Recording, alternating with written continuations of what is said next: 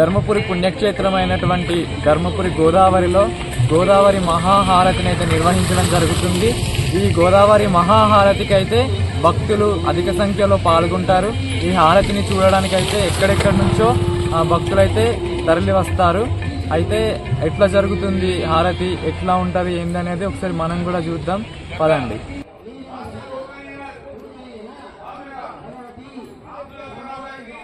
So చాలా మంది వచ్చేసారు, ఆల్రెడీ భక్తులు కూడా రానే వచ్చేసారు.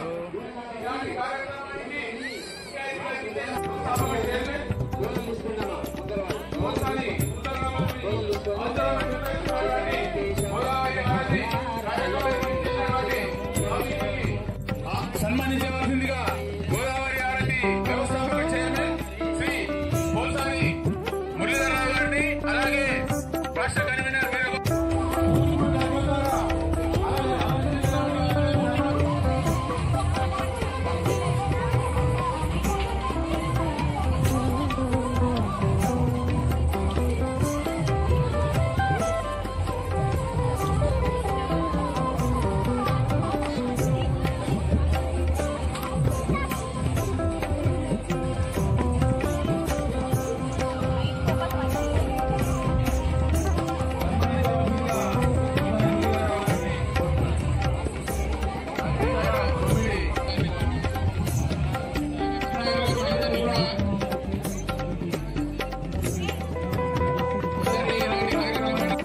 జయించినటువంటి ప్రపంచ విజేతలని వాళ్ళ పూర్వీకుల గురించి వాళ్ళ పిల్లలు చెప్పుకుంటా ఉంటే 72 లక్షల చదరపు కిలోమీటర్లు కలిగిన అఖండ భారతదేశాన్ని అనేక మంది రాజులు చక్రవర్తులు పరిపాలన చేసిన తర్వాత మరి మీ దేశాన్ని మీ పూర్వీకుల గురించి మీరు గొప్పగా చెప్పుకోవాలా అవుతా?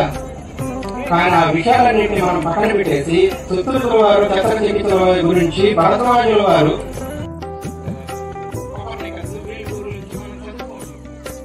ఎంతసేపు పక్క దేశాల వారు వారి పూర్వీకుల గురించి చెప్పుకోవడం కదా, మీరు కూడా చాలా ఫాలో అవుతారు. మన పూర్వీకుల గురించి నా గురించి మీరు చెప్తారా గొప్పగా?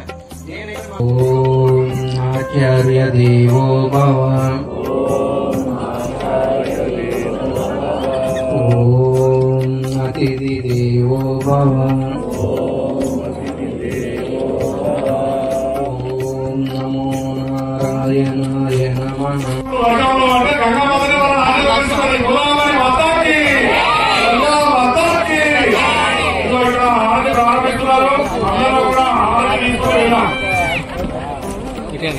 ఆది ప్రారంభమైనది గోదావరి మాతాకి, గంగా మాతా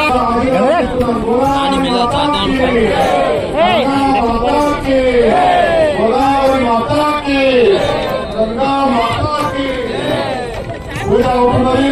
పూజతో పాటు మరి గోదావరి మాతకు అందుకుంటున్నారు. ఆ తర్వాత వర్ష సమర్పణ అందరూ పూజా కార్యక్రమాలు మరి మురళీధర ఆధ్వర్యంలో నిర్వహించబడుతున్నాయి. మనందరి మాతాకి, భారత్ మాతాకి, తులసి మాతాకి.